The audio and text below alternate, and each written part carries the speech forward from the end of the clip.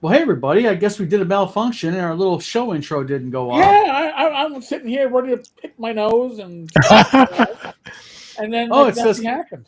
can't play video clip. Contact support. Oh my God, this can be like the tabletop events of video things. Yay!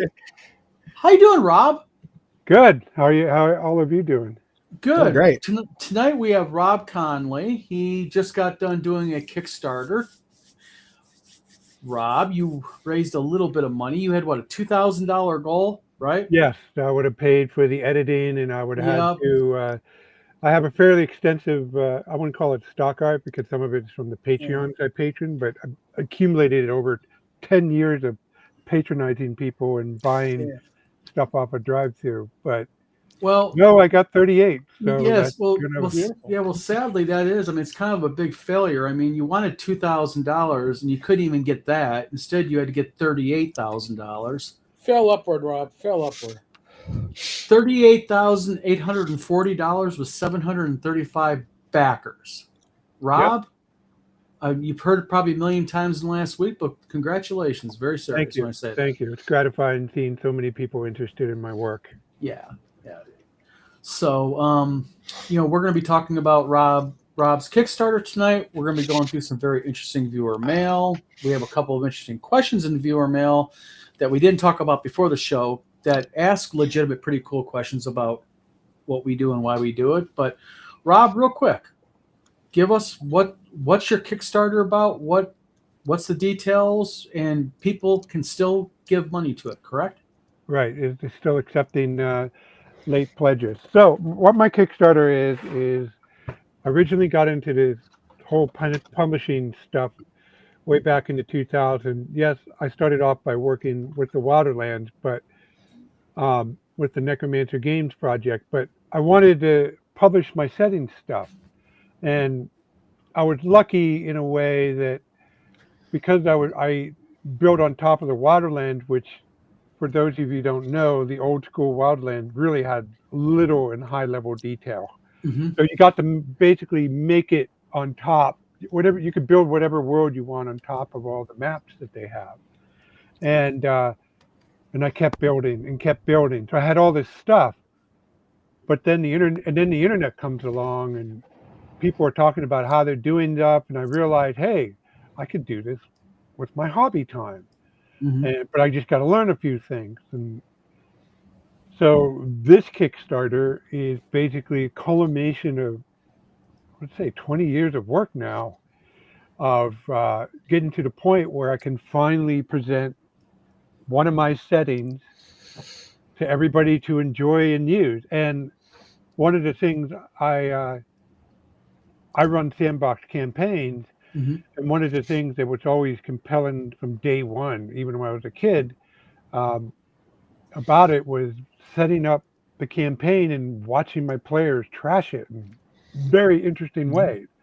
Um, a lot of referees I knew back in the day get really bent out of shape when you No, that's cool when they do that because they're touch playing their the game.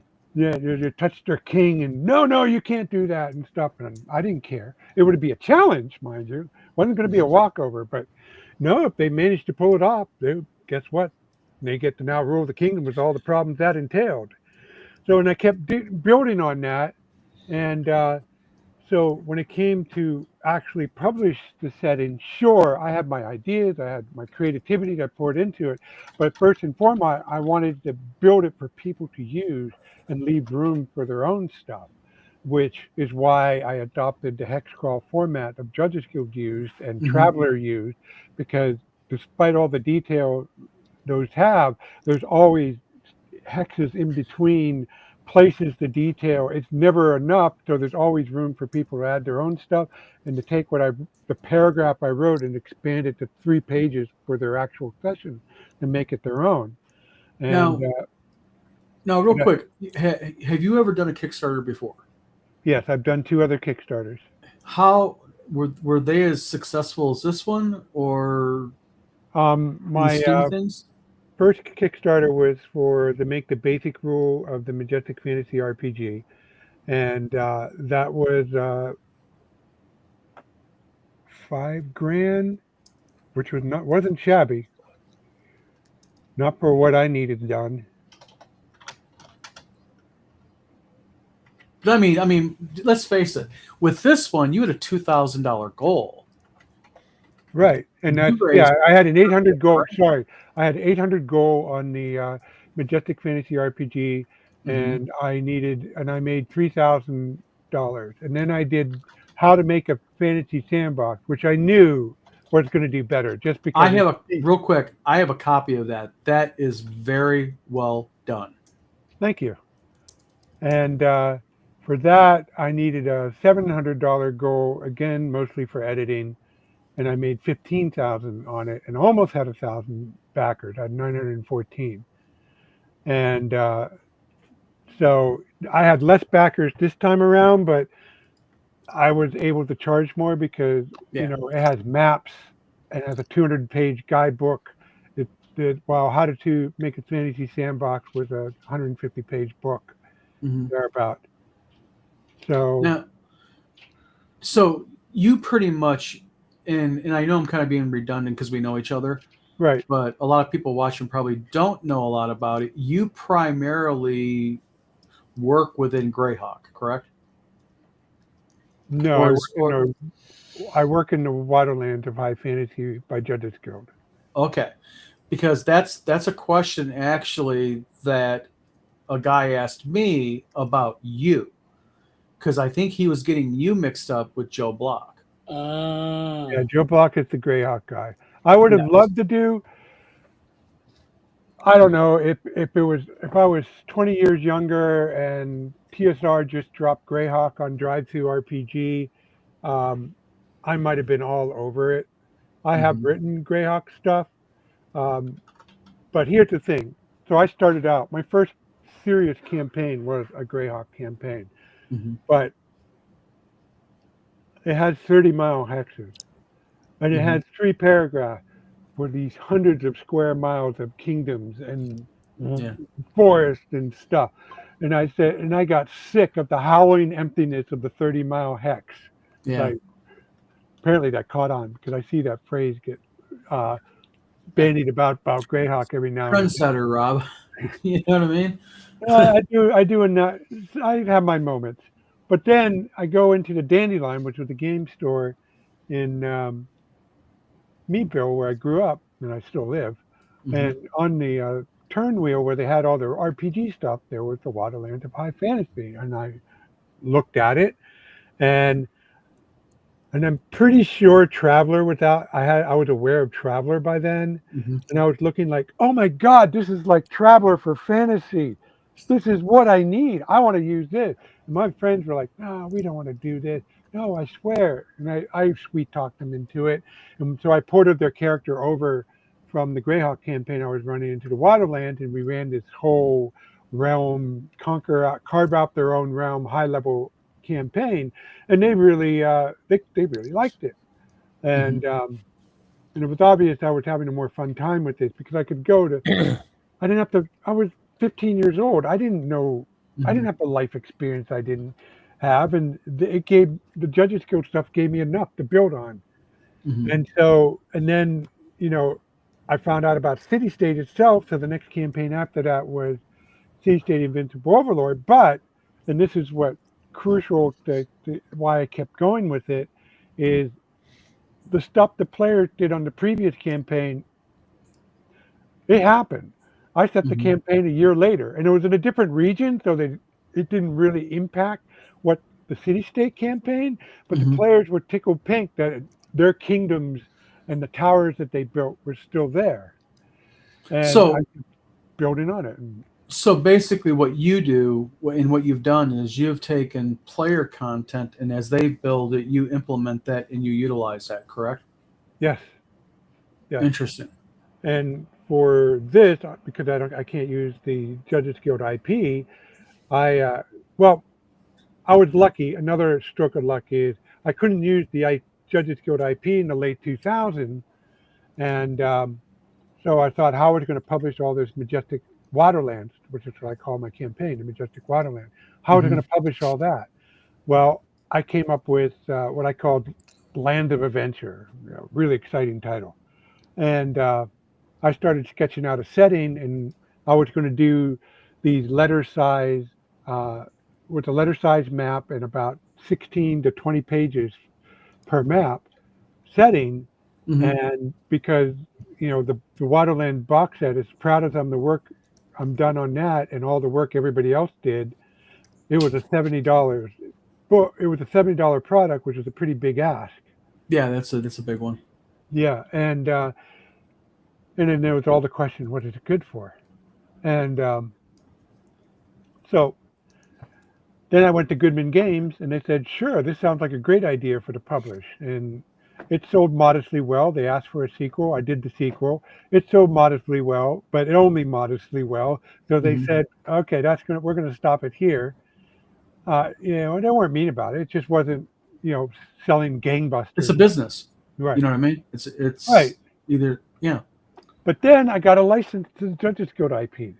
Mhm. So like hell, I don't have to make up my own settings. Still have my notes for it and all, but now I can take my old notes and use them directly, and then came out with Majestic Waterlands. And just Oh, then the only sorry thing about I that. had to learn after that was I found out I write slow, really slow.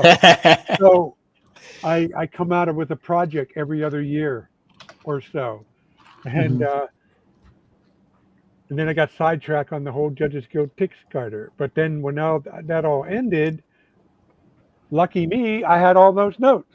So, Mhm. and plus Now, I did Black Marsh. now, I So got a question for you for people who have not supported you on it, who don't know what if they go to your Kickstarter and they back you, what do they get for their dollars? they're going to get a 200-page guidebook, and the guidebook details um, 12, uh, four 12-inch by 18-inch map, Mhm. encompassing a total area about 300 miles by 400 miles. Basically, the size of France and England Yeah. put together ish. And what they get, well, I can show them.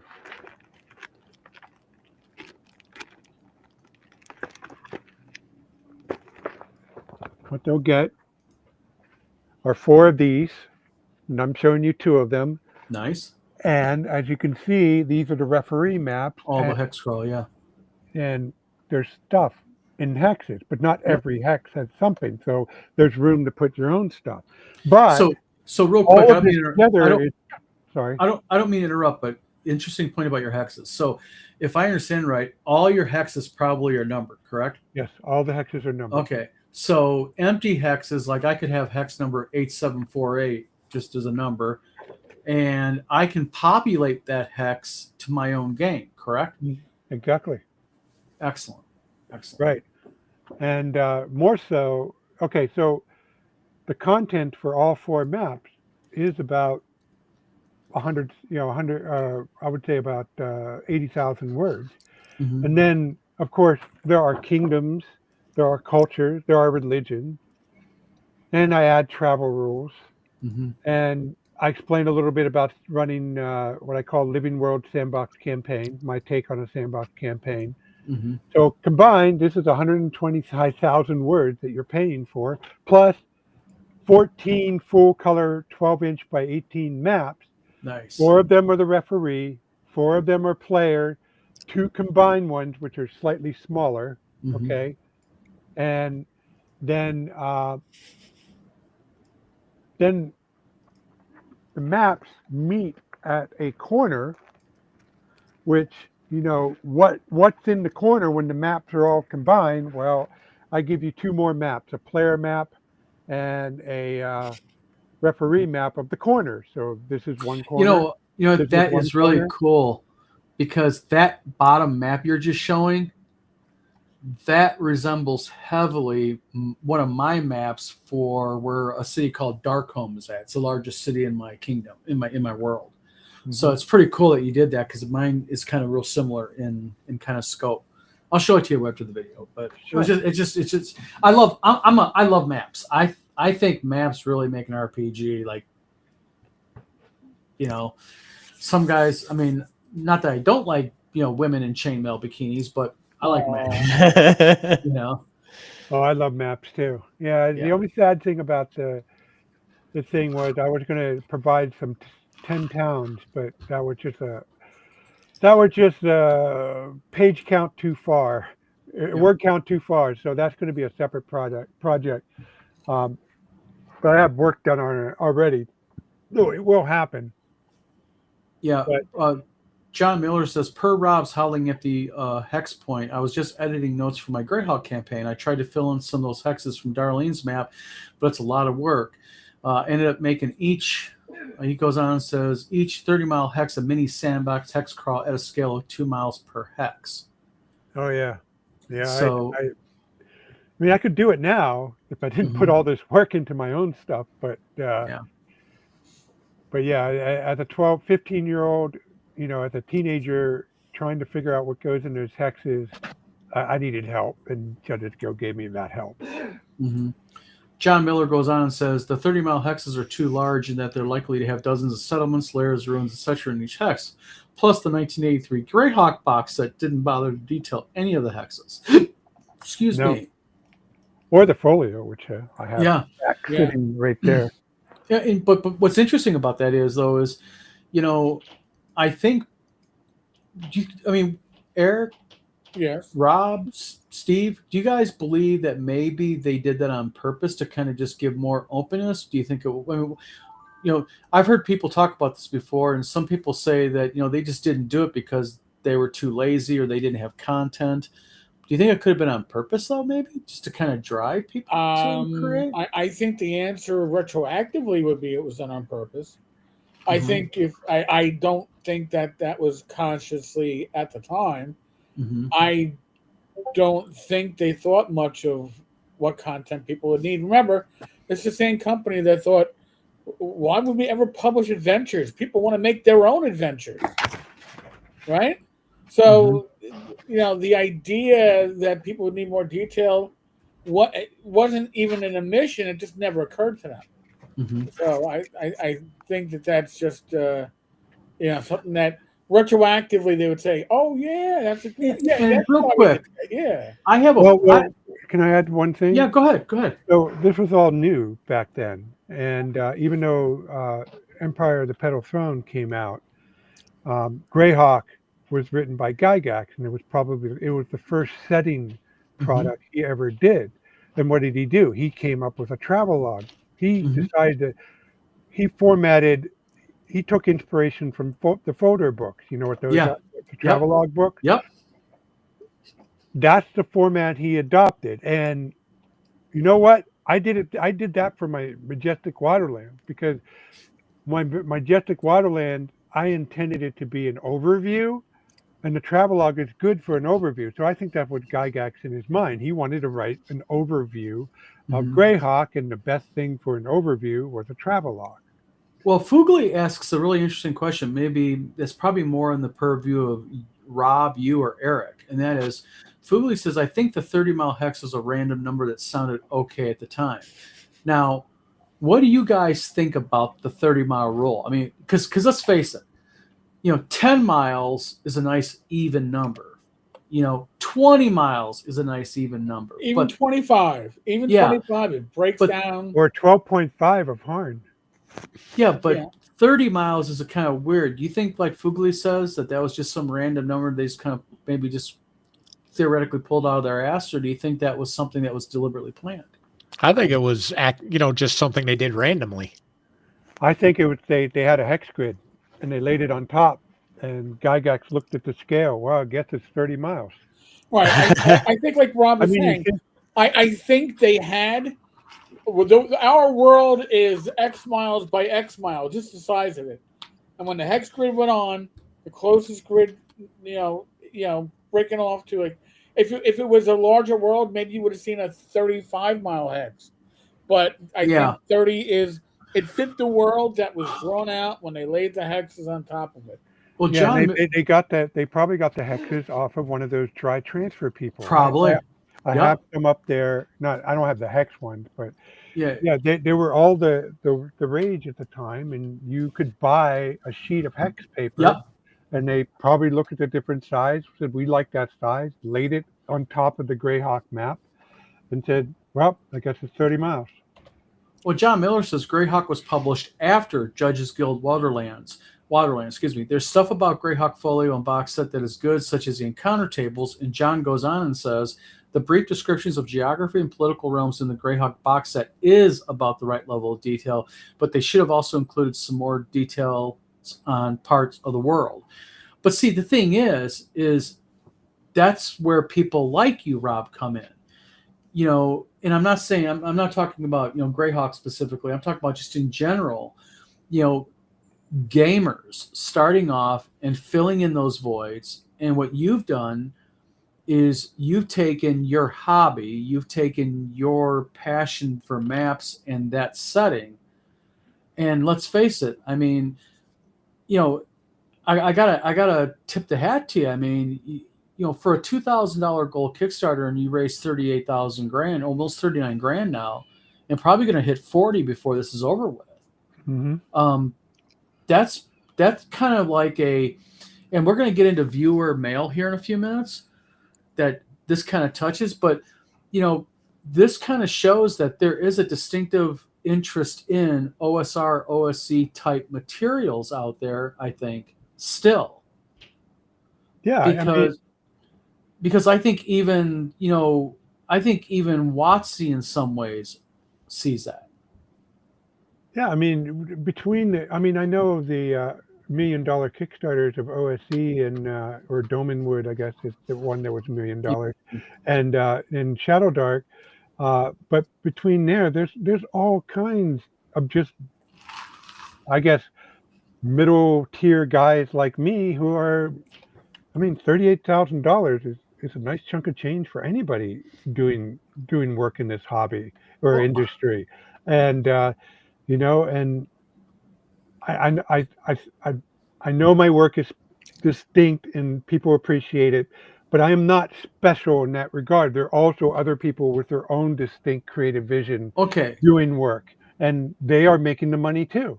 Yes, but don't take credit away from you when credit is due, because what you have done is, there are people that do what you do. Mm-hmm. And you're right about that. But I'm not saying this just because you're on the show. This is absolutely my opinion, Rob, and that is what you do though is you take it to that extra step. You don't, you give that more, that little bit extra, you get more into the detail of it. And I think that's the reason why you have the responses to your Kickstarters that you do, is because I'm willing to bet if you look at the 735 people who have supported your Kickstarter this time, and if you looked at the same Kickstarter that you did last time, you probably see a lot of the same names because people respect what you do and they like what you do. Yeah, I got it wasn't over 50%, but it was a high number, like 25% of the backers of the last one backed me this time around. Yeah. So that was gratifying to see. Yeah. And yeah, I'm not trying to sell myself short, but I guess I'm more like trying to encourage people. You shouldn't. It's a lot of work. It's work, okay? It is. And if you want to keep your hobby, by all means doing that. But if you want to take it the extra mile, there's a path available, and you can do it within the time and budget you have available. And if you want to share work, it doesn't have to be. I did my basic rule for the Majestic Fantasy RPG on a $3,000 budget, and got it's only a level 1 through 5 RPG, but I got a complete RPG book out there, and it was nice to have that. And it's nice for me to use at my own table. So I had people fund the editing on that and fund the art. Now I have this nice book, for others to use and for me to use. And so I would classify you with these successful Kickstarters underneath you. You're a successful publisher. You are. You have put out many products. You're well respected in the industry. What kind of advice would you give to some young creator or some old creator who just has an idea and they're like, you know what? I don't think my idea is worth a shit.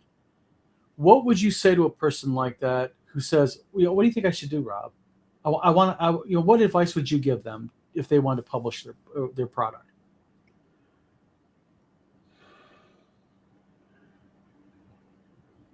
Listen to your audience. When I say that is, there's some bright lines in my creativity that where I cease to be interested creatively. Mm-hmm. But my majestic fantasy realm isn't a beautiful crystal waiting to be shown to the world. The kernel of it, I'm not going to change. Mm-hmm. That kernel, but there's a lot of things I'm flexible about. And one of the reasons I didn't have a draft ready to go to share during the Kickstarter is because a fan of mine named, and I'm mispronouncing it because his handle really, Atornark, Uh-huh. and he went through my draft. I shared my draft because he's been supportive over the years. And here, Mm-hmm. you get a preview of it. He said, "Oh, Rob, you have blah blah blah," and before you know it, he gives me a multi-page document with all the misreferences, all the stuff my editor was going to handle. But he did it for me. Mm-hmm. So okay, damn it, I'm going to have to. I can't. Okay, now that I know this, now I've seen it, I got to fix it. So I fixed it, and then Mm-hmm. but I got it done before the Kickstarter end. But that was a huge help. Mm-hmm. And but see, I didn't think my draft was perfect, so I was Mm-hmm. able to accept that constructive criticism and make it better. So I Yes. listen to people what they have to tell me, what they need, and there's some things I won't change, but there's some things. Okay, they want that part of it painted red. That's still my setting. That's still a Rob Conley work. If I paint it red instead of blue, fine, I'll paint it red. We got. So Go ahead. so that's what I would say. Be customer service oriented. Listen to your customer. Yeah. Know what your core is that you're not going to change, but beyond that, be flexible. That way Yeah. you'll learn about it. And especially when it comes to logistics, you know. Yeah. Well, you got a question here, Rob, but let's get Tom in here real quick. Tom, welcome Hey, to the Tom. show. Hey. So, Rob, Michael Stengel asked, Rob, how long have you been blogging? That must have built some base of people that follow you.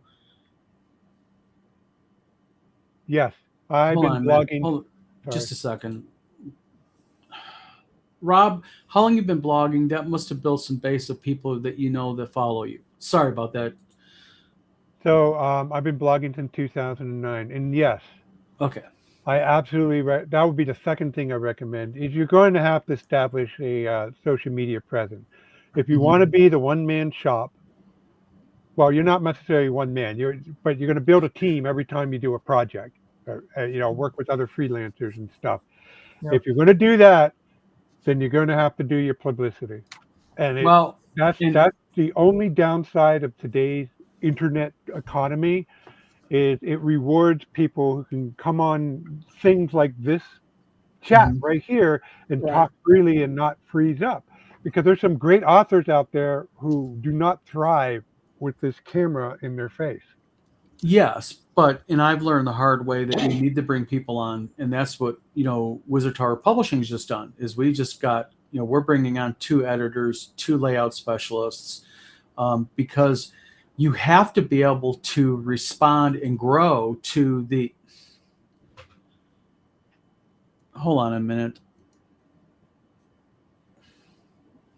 Tom is. Is Tom having his internet issues? He is not. Yeah, something's going on with him. Hold on a minute. But sorry, Rob. He'll be right back. Sure. I think you're right. I think what you have to be able to do is you have to be customer centric, but you also have to sit there, keep in mind that, and I will admit, one of the worst things that you can do is have a release date and miss it, and then miss it consistently. And that's been a hurdle I've had. And, there's been some recent things happening in my company's life where we're having to get layout specialists and editors because with things, some of the properties we're coming in possession of, like gangbusters and such, we're dealing with Mark Akers now and such. I feel your pain. I mean, you've got to be able to respond to this, You got 735 people itching, biting at the teeth to have your product. Now, real quick regarding that, are you in favor of having a product? Because I know Jim Kitchen, this is a big one with Jim Kitchen. Are you the type of creator that says, listen, before I'm going to start my Kickstarter, I want to have it done and ready to go, or at least done and doing the fine tuning? Because I know with Eric's show on Wednesday night, Jim Kitchen's famous for going, okay, here's the question, and what's your opinion on that? As far as, is it okay? When you're operating like me, have it I'm going to use the F word. You have it fucking done. Yeah. Whatever it is your skill set is, yeah, have it done. Mine is cartography and writing. So I will have the writing done and the cartography. Now, I got to say, the travel rules, I need to give another pass, but it was the first draft. So I had some people who are rule savvy checked out. They found some gaps. So I'm going to have to do that. But other than that, the setting part was done. And I knew it was done. But here's the thing that's where you and I probably are in different situations. Now you have a staff, and you have to, and I don't envy you this, and kudos if you're able to pull this off, or you are pulling it off, obviously, but you're gonna have to pay them on an ongoing basis. That means you're gonna have to hold to a release schedule. Me, I have the luxury of waiting until it's freaking done. Yes, but see, I also, and Steve, the co-host up here, I've known Steve for almost 20 years, and I've ran a publishing company before, and it was big. We had 9 women that worked for me in the office. So I'm very careful. I know that you have to be able to back it up. You got to be able to, as I tell people is, I know that these people need to pay their electric bills and put, hamburger on the, helper on the stove, and don't be hating on Hamburger Helper. Anybody in here, nobody better be hating on fucking Hamburger Helper. It turned out I found out I like ramen noodles. Go Ramen figure. noodles are good. What? Come on, guys. Especially the pork one. Don't. Delicious. Not every day, but I like the spicy pork myself. But that's me. No, we're not going to get into discussing ramen noodles, people. Eric, you're quiet. What's up, Steve? Nothing. Listen. This is. I'm giving Rob spotlight. I talk over Rob enough. Rob, I'll tell you what. I really think that you give good advice as far as for people looking at you going, listen, I want to create, I want to do, and such. Dumb question for you. I'm going to ask some really stupid, silly questions, but it's the geek in me. I mean, me and Rob have a joint printer fetish. We like printers. Okay. Yeah, sitting over there. That's right. The 8550, right? Yeah, that 85. That's right. Sorry, guys. It's a kink. Get over it. At any rate, Rob, what kind of software do you use, or would you suggest to use for somebody just starting off that says, I want to make maps? Inkscape. Inkscape. Why? Yeah. Well, it's a full feature illustration program, and you'll learn how to use layers, fills, strokes, point width. Yep. Now you could use Campaign Cartographer. You could use all these specialty Incarnate, I think it's one. You could use these, but if you want the full power, learn a program like Inkscape. And I'm suggesting starting out with Inkscape because it's good. It's not the best, but it's good because it is free. It's free, yeah. It's open source, and it's free, and it's competent, and it has everything you need.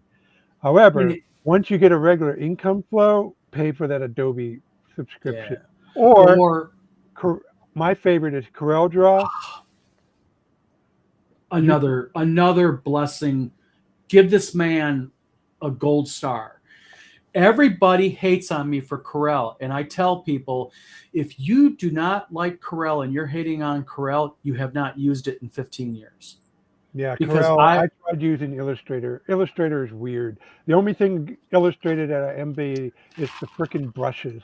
Man, the harm people use the hell out of those Well, brushes. 2025 has brushes now. Yeah, but did you do it like I read the sheet, and they're not like the Illustrator brush. In They're other not words, like the Illustrator. you can't draw a fence with it. No, you can't. Yeah, true. But That's what I want. I want to be able to let's use the quintessential example, railroad track. You can't draw a railroad track with those. yes. I want a brush in Corel that I can draw railroad tracks with. Mm-hmm. Well, for those watching this who are getting into graphic design work, but don't let the word Corel fool you though. I utilize Corel Draw more than I use InDesign, because what I like about Corel Draw is it, for the money versus for what you get, the graphic suite period is very good. Mm-hmm. And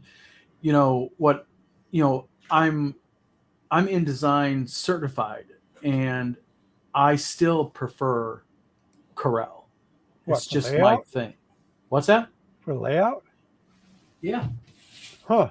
Matter of fact, I just got them yesterday. I got my Adobe certifications for InDesign and Photoshop. No, I meant you use Corel for layout? Yeah. Yep. Yeah, I'm an old PageMaker guy, and InDesign has enough PageMaker DNA that it still sings with me. I get the Creative Suite for two things: Adobe Acrobat and InDesign. And once you go beyond one application, you might as well get the Creative Suite. Well, what's interesting about Adobe, for those watching this, one nice thing about Adobe InDesign that is superior to anything in Corel is what's nice about Adobe InDesign. If you're going to be making a consistent product, you can basically you can make basically patterns, or you can make templates. Mm-hmm. And what's really cool about templates is if you're going to have like a whole suite of role-playing games and you want the same format and feel, you can make a master template.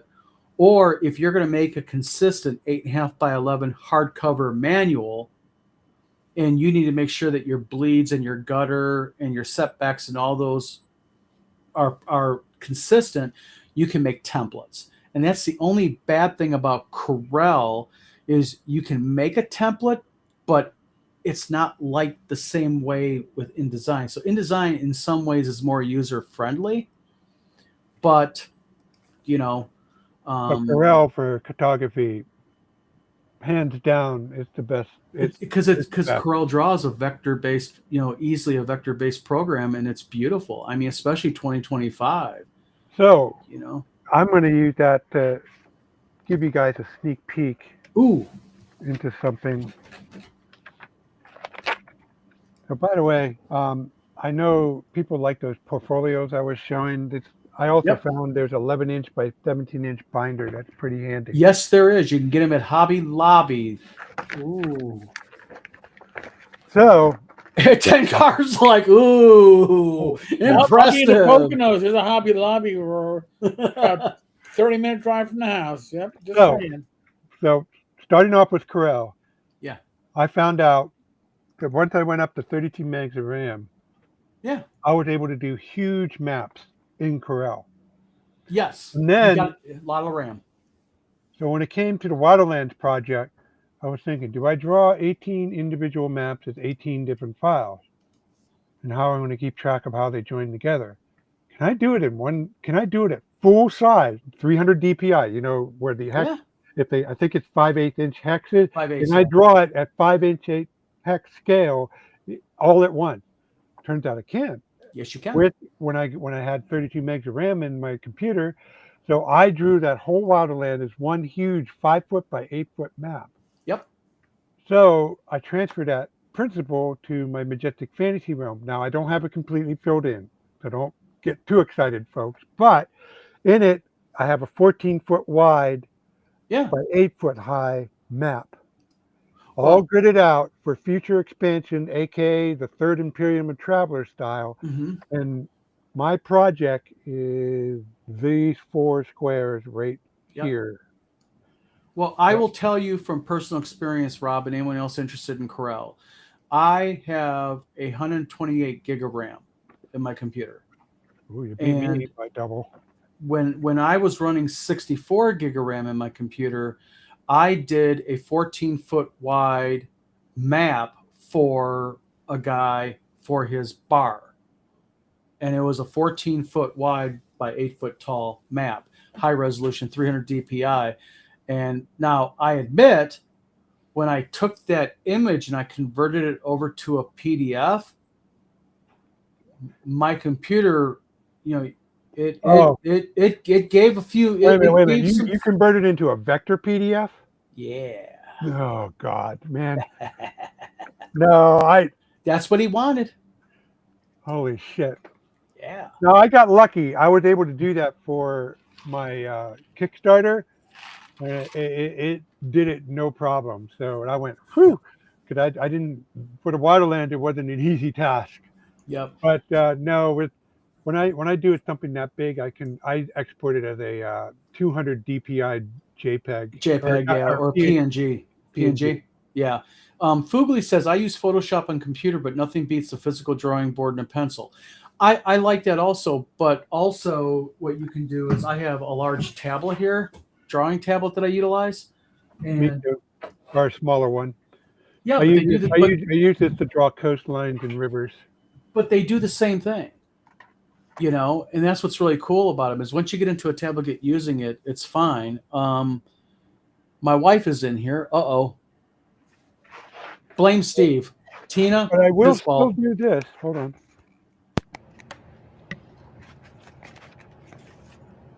I still sometimes start off with the basics. Yeah. Hand drawn.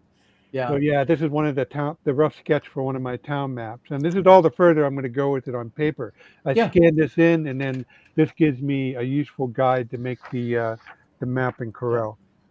And Roger says he needs the Don some more intro to Adobe Suite class. Roger, when Wizard Tower Publishing goes live, we're going to have an educational YouTube channel, and I'm going to actually show people how to use a Wacom tablet, also along with that, on how to use Adobe, InDesign, set up basic stuff. So we're going to get into that. Thaddeus, how you doing? Thaddeus says, I prefer XP Pen. What do you guys use? Thaddeus. Go ahead, Rob. Yeah, this is a Wacom Bamboo. No, this is the one. I used to have a Bamboo. Yep. But Thaddeus knows what this is. Thaddeus is a smart guy. This is the XP Pen also. Thaddeus, I use XP Pen. So how come you like the bigger? I mean, I guess I don't do enough sketching. The reason why I prefer it is because I actually draw it on the tablet. Oh. It actually shows it on the tablet, and what I see on the tablet's mirrored on my screen. And you can actually use the tablet wheel and your nib, and you can actually blow it up, and you can get into hyper detail and such. It's just a lot more flexible, I think. Is that a tablet that's also a monitor? Yeah. Oh, yeah. But the difference is you can get what you would pay $1,000 for with Wacom, you can get for $400 with XP Pen. Yes, and it's just as good. So I have another recommendation. Piece tech-wise, since we're being teching out, I got these. Oh gosh, they're great. Yeah, that's what they have here. They use the same thing. They're awesome. Oh yeah, I have that. I have that exact model. Yeah, they're. So you have an XP Pen then? Or a little. No, I just have the pad. Okay. My son was searching for Christmas gifts, and I said, "Get me one of these guys." And I got it, and I liked it so much, I needed more buttons, so I got more buttons. Yeah. Well, let's. Eric has to leave here in about 15 minutes, and before we leave, I'm sure Eric is going to want to have some comments about some of our viewer mail. Yes, please. Wait a minute. I got to say, hey, Ray, he's an old college friend, and he was in my many of the campaigns during college together. Yep. Well, Acro Ray, thank you for tuning into the channel tonight, and thanks for supporting Rob. Rob, I'm going to say something real quick before we get into viewer mail, and I'm not just saying this to kiss your ass in public here, but listen, you deserved every fucking penny that you got out of this Kickstarter. You do very good work, and you really give a shit about what you do, and that shows. And that's a really important part of publishing. And this is my advice to people is, publishing, if you're going to do it and have longevity in it, you've got to do it. Acro Race says Star Trek BattleTech. Yeah, and I got a story about Okay, him. Star let me Trek. real quickly later, read for Volume later, L but I because have one he more has to thing leave. before we segue. And this is something we didn't mention is I am going to release a setting reference document for the Northern Marches. Not going to have the art. Mhm. The book is going to be, under traditional with all the art and the nice layout. That's going to be copyrighted.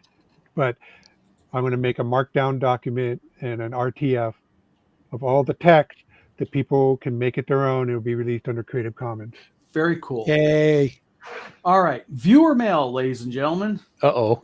It was interesting this week.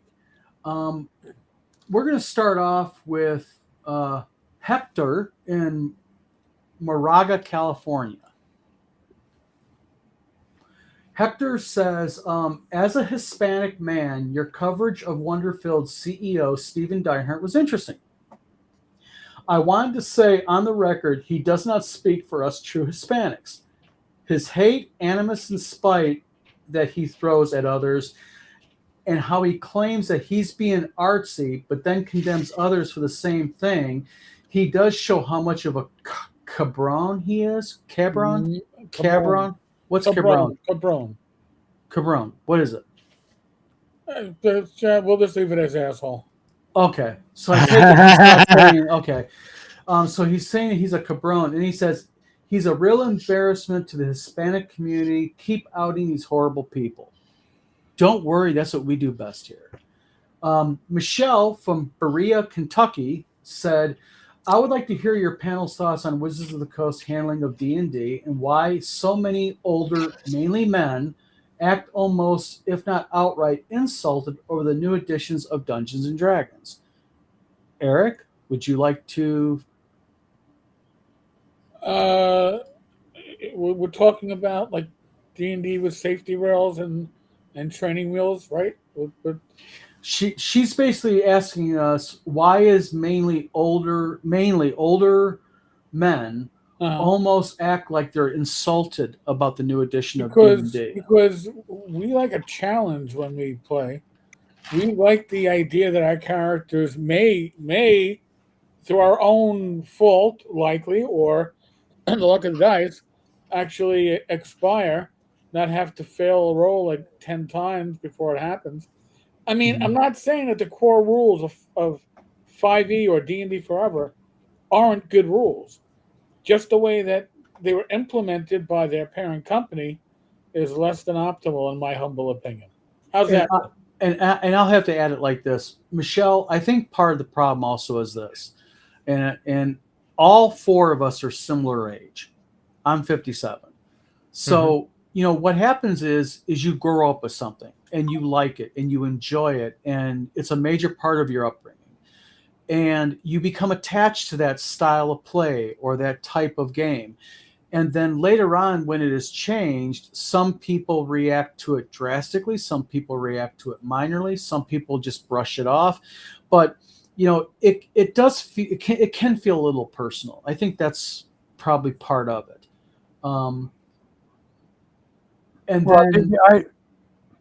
So for me, when it comes to me playing, I like the role play. Mm-hmm. I always get into character. That's just my style. Yeah. However, when it comes to my campaigns, if somebody is into role playing, I'll certainly role play with them. But across 40 years, the amount of people who are want to be actors, acting out their characters' inner lives, it's a niche. Yeah. And the amount of people, just as the amount of people who are hardcore, kick down the door, smash things, kill things, that's a niche too. Most people are middle of the road. They're there to be with friends, to have an interesting adventure. Yeah. And they may have one or two things about their character, and that's good enough. Yeah. So what I had to learn, and from, and Ray, who on the channel caught me in my early years of that, I thought role playing was the pinnacle. But I quickly learned that well, not everybody is interested in role playing. Yeah. Some people want just interesting adventure. But rather than thinking, hey, those people suck, I figured out what can I do to run campaign to accommodate both people. And I'm still working that out Mhm. even now, but I think I can. And I've Yep. done it. And, you know, but I think the problem with the current edition of D&D is they offer advice that I don't think is very good on interpersonal relationship within a Yeah. group, because I think game designers are best designing games, and that Mhm. if you really want to be a leader with, have good group, go to a leadership course, Yeah. go to places that teach you Yeah. how to deal with small groups, Well, because they will have far better advice. The stuff I learned to the leadership courses at scouting and yeah. volunteer organization has served in good stead than any advice I got in role playing, beyond the perfunctory, hey, be aware, Yeah. be kind to each other. You should have that in your book. Well, And they're also, the latest edition compared to the 24 edition seemed overly rigid on the rules. yeah. The rules are far more set, like feats are mandatory, multi-classes are Yeah. mandatory. Well, Mike Merle and his team were far more flexible about designing the 24 version of Mhm. D&D to accommodate different play style. So I'm a bit down on the 2024 version, Yeah. not because they show Well, orcs in a desert setting wearing a certain kind of hat, but no, because they seem to make the game more rigid, and that's the wrong way to go. well, the nice thing about it is never know. WotC may lighten up one day and maybe do something different. We don't know. But there's two emails that are interesting because they kind of ask the same question regarding Michael Hovermail of new Ooh. TSR. Leland from Corpus Christi, Texas, he says, you last week failed to explain how you know that Deinhardt, aka Professor Disco, kept the user information and passwords from TSR that was being ran by Hovermail as the PR representative. I'll answer that very distinctly, and then we'll get into the email from Michael from Oregon. I know that because I was in on the meeting with Lanasa and Hovermail, and they were angry because they claimed Deinhardt kept the passwords. It's on video. I got the video recording. Right. But Michael from None of Your Business, Oregon, says this. Your attacks on certain staffers from new TSR who were in fact the real heroes of getting that place shut down is shameful. Blaming the PR guy, as you call him, is bullshit. Fueled by petty anger and jealousy. The PR guy was the victim in all this. Deinhardt held hostage the username and passwords from all the social media accounts, yet you demonized the PR guy and Justin.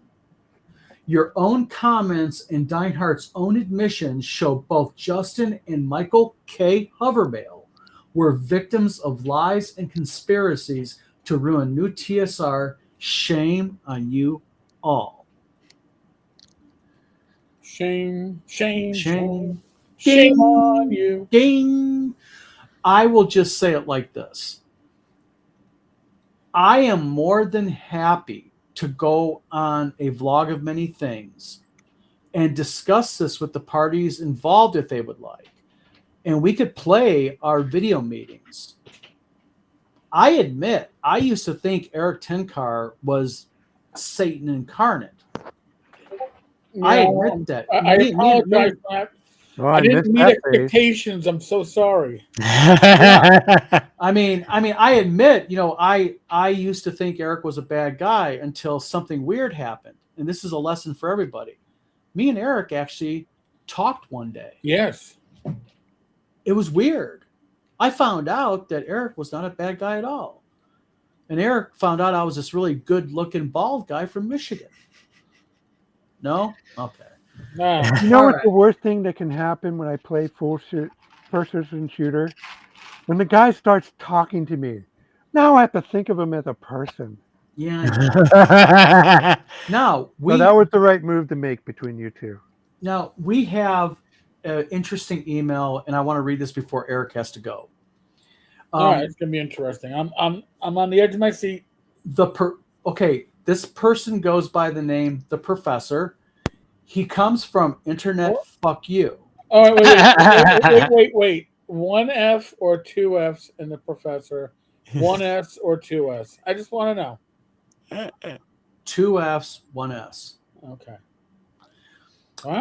This is what he says, or she says. We don't know. It's Professor from Internet Fuck You. Attacking a Native American creator using race to attack him, and you all being Trumpsy's Fourth Rikers, show what pieces of trash you all are. Do a show on the new SS that you are all members of. White males, one and all, no empathy, hiding behind your white men's club membership. You all are jealous that a Native American, you all are jealous that a Native true American is more talented, more enlightened, and more successful than all of you combined. Oh, and I have a copy of Blades and Arcana. It sucks. The rules do not work. The art is typical white guy, glory hole, OSR, Nazi garbage. Boy, that's a sentence. Not Nazi. There was no I'll read this again. Political Hold in on. there. Oh, and I have a copy. Blades and Arcana sucks. The rules do not work. All right. The art is typical white glory hole OSR Nazi garbage. And of course, race is a massive part of the game, which a game it is not. Well, first off, let me just say this. I gave Giant Lands a true attempt at generating characters, and let me just say this: a game, it is not. All right, you can find it on my channel. Number 2, this is my real hair. It's not a wig. It's not taped to a hat. Okay, And it's clean. and it's clean. I clean on a daily basis. So I wash my hair daily too. What hair? Thank you, my Steve. fantasy. I wasn't going to go there. You know what it is, and you react in that manner when the truth hurts. You strike out when people pointed out inconsistencies with the historical record that was being presented. I'm trying to make this very Eric, they're polite. called screenshots of his actual Twitter and social media, sort of like Dave Johnson. Mm-hmm. Yeah, I know. I mean, listen, personally, I think the individual in question may be going through some rough times. Eric, real quick, I know you have to go. I have a question for you regarding Giant Lands because you and I believe Bad Mike and one or two other people. Skeeter. Okay, Bad Mike and Skeeter. You guys attempted to create a character, correct? We tried to do Session 0 online, and you could not even create a character if I remember. We couldn't. Right. And listen, I am not a huge game designer. I am not Mr. Rob Conley. I am not Greg Christopher. I am not Don. However, okay, if you have statistics and if your strength gives bonuses in +1, +2, +3, but your dexterity gives bonuses in +5, +10, +15, but you can't even find where the bonuses are being applied to. But they aren't being consistent in how these bonuses are being created. You pick. Are you going percentiles? Are you going D20? Are you using an incremental? Make up your mind. I personally believe, and I have no evidence for this other than knowing Jim Ward as well as I do for his creative part, is Jim had a slush cabinet. He had drawers full of material that he's written over the years that was unpublished.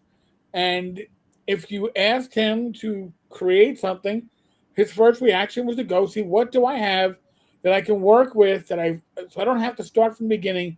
What kind of fits it? And I got a feeling Jim Ward reached into multiple slush piles and brought out stuff that he thought would work with Giant Lands. But what is interesting about Jim Ward, real quick, is I found one of Jim Ward's posts from 2021, it was November of 2021, where he addresses his relationship with being the game designer for Giant Lands. And he says in his post on social media that he wanted to clarify for the record that, in fact, he is just basically giving technical advice, and it is Deinhardt that is doing the majority of the writing. And I think what happened here is Deinhardt jumped on name dropping.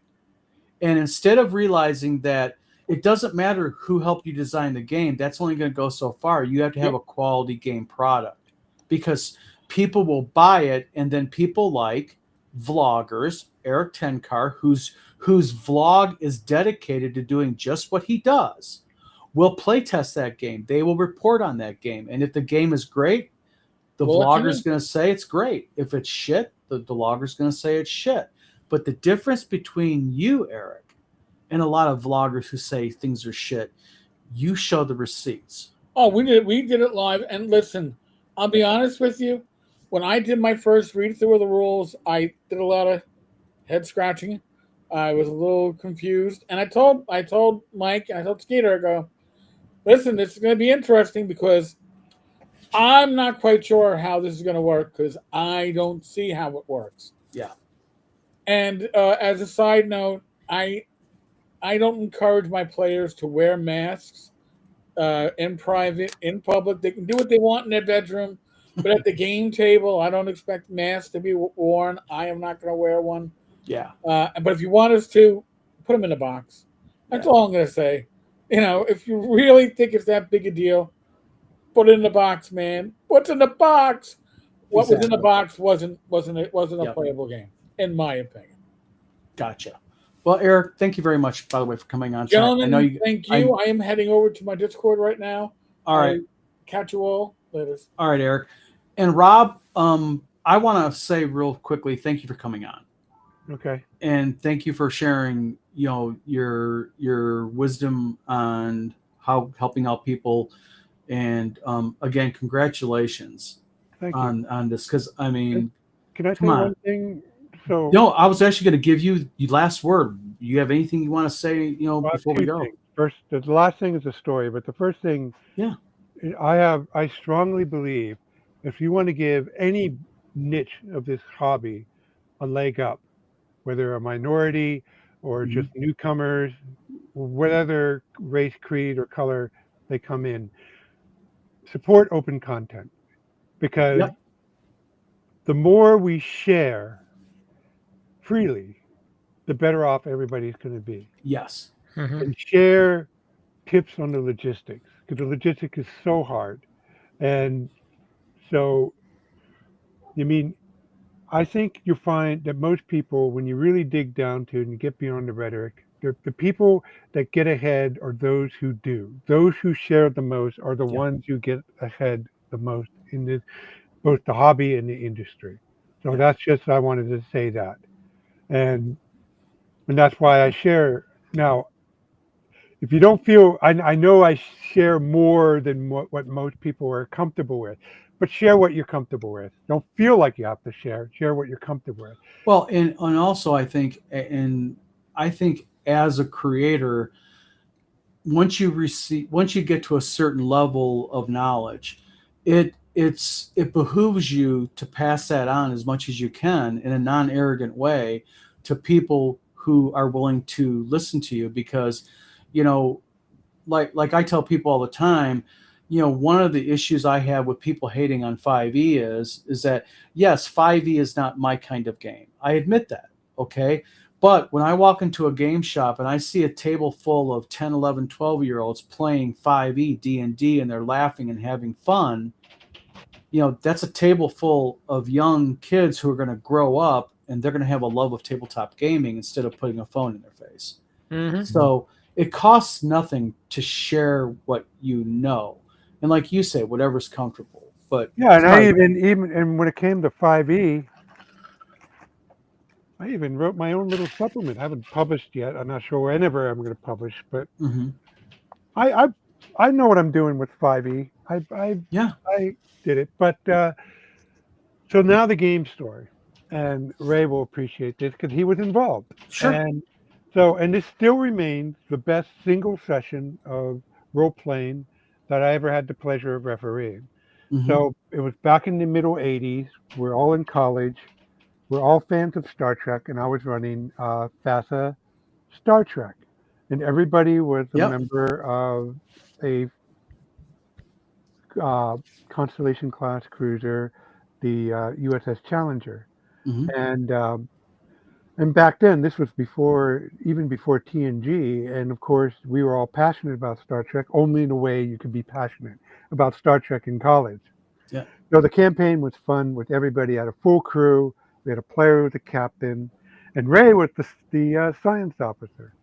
So I ran an adventure. They were sent on a mission to this place where the USS Defiant disappeared. And for those of you who don't know Star Trek, there was an episode of TOS where this Constitution class starship disappeared Yeah. in an area of unstable space time, the USS Defiant, and the Enterprise dealt with it and so forth and so on. So the Federation decided they had to mark this space as dangerous. So they sent the Challenger there to do some navigational work, and they gave them an emergency warp booster in case the area destabilized and get it, boost them up temporarily to warp 9. Their max was normally warp 8 to get out of there. So they're doing this, and all of a sudden a Klingon ship appears out of the unstable area, destabilizes everything, chaos rules, and they activated the warp drive, the emergency Hmm. warp drive, and they get out of there. And then they tried to contact Starfleet to let them know that a Klingon ship appeared, and nothing. And they investigated it, and they found that the whole subspace relay network was gone. Instead, they found far toward the Federation core another type of subspace uh, relay network using Andorian protocols. So they go and investigate that, and they found out there was no Federation. Instead, there was the Andorian Star Empire. There was the Klingon Empire and the Romulan, Nice. so the quadrant was now divided between the Andorian and and uh, um, and the Vulcans and the Klingons and the Romulans, and they went, well, what the hell happened to Earth? And they go to Earth, and they found it nuked to hell. And they Oh. and when they got to Earth, they were ambushed by the Klingons. They had a battle. So wait a minute, they beamed down a party to the ground to the Earth to investigate, and they were in orbit. They were ambushed by the Klingons coming out from around the moon. So they had a fight in space. They had a fight on the ground. So we had this two-pronged fight going on between Klingons on the ground, Klingons in space. And Nice. the PCs won, and they completed an investigation. They found out that a nuclear war happened in 1962, and as far as they can determine, the Cuban Missile Crisis went up hot. Oh, so they went basically the whole episode was an alternative reality. Yes, That's and they cool. investigated the Klingon, and it turns out that this Klingon ship was from the original timeline, and they went back into time and they lobbed the nuclear missile at the U.S. fleet at the guarding Cuba, and that ignited the war, which devastated the Earth. And then they said, of course, the immediate answer was, hey, do we have Kirk's sunshot, that slingshot maneuver when they went back in the Yeah. time, saw that Saturn V launch? And said, yes, it's on file. It requires, authorization of the science officer and the first officer and the captain to authorize its use, but it's available. And then Ray said, but wait a minute, is it logical to do this? Because I think he was a Vulcan science officer. I said, what do you mean? If we do this, we're wiping out everybody in this timeline. And everybody, how many people are living in this time? There's trillions of people living in this timeline will be gone. Their lives will be gone. Do we have the right to do this? And, everybody in the room goes silent. Yeah, by setting things right, what do you do? And then So there was this one guy who played the security officer. Says, no, we have a right to our original timeline. And then Ray's, no, we got to consider the ramification. And then it's just for the next half hour, I think it may even gone for an hour, we had this debate that only college kids could have about the ethics of going back and restoring the timeline. And it got to the point where the captain character slumped back in his chair and he had tears running down his eyes. Guys, I don't know what to do. I have no answer for this. But they finally come to a resolution. They did the slingshot back. They figured out the Klingon and they ambushed the Klingon, had another fight, prevented them from nuking the fleet, restored the timeline, went forward back in the time, arrived back at Earth in the 23rd century, and everything went back. And that still to this day remains the best single session of RPG. And you know what? I'm gonna mention Tim Kask here.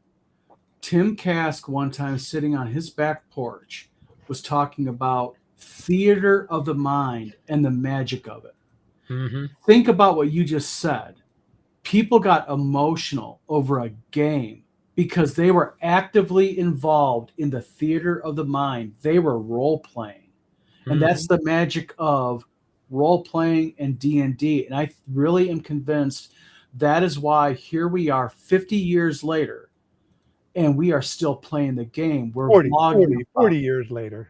Well, but the point being is, D&D had its 50th. Oh, right. Okay. So, here we are all these decades later and D&D is still hot. It's still popular. It's there's people making stuff and doing and playing it. Why? Because theater of the mind. You can role play. You can become something.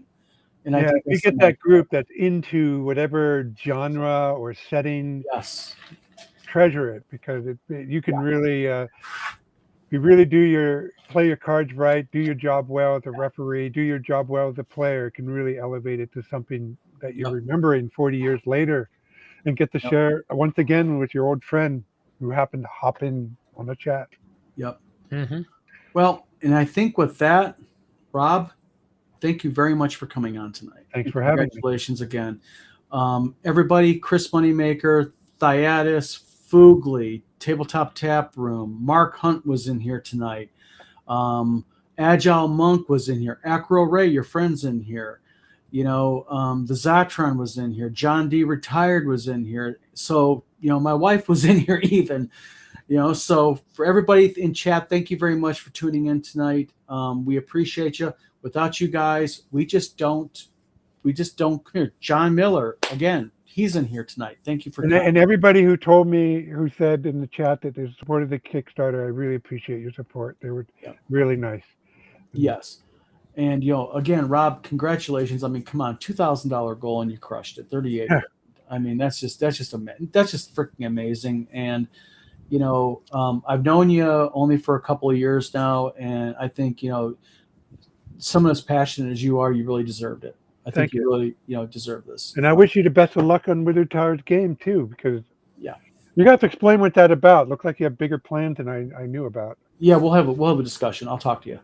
Okay. But everybody, thank you again for tuning in tonight.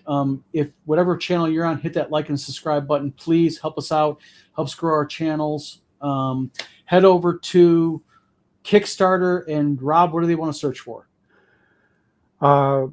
If they want to search for my Kickstarter, Majestic Fantasy Realm, The Northern Marches, you'll find it. And if they want my blog, it's Bat in the Attic blog.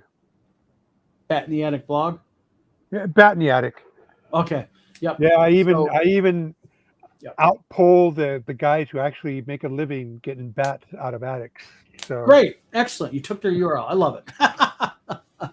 So everybody, again, thank you very much. This is Don, Steve, Rob Conley from Bat in the Attic Games.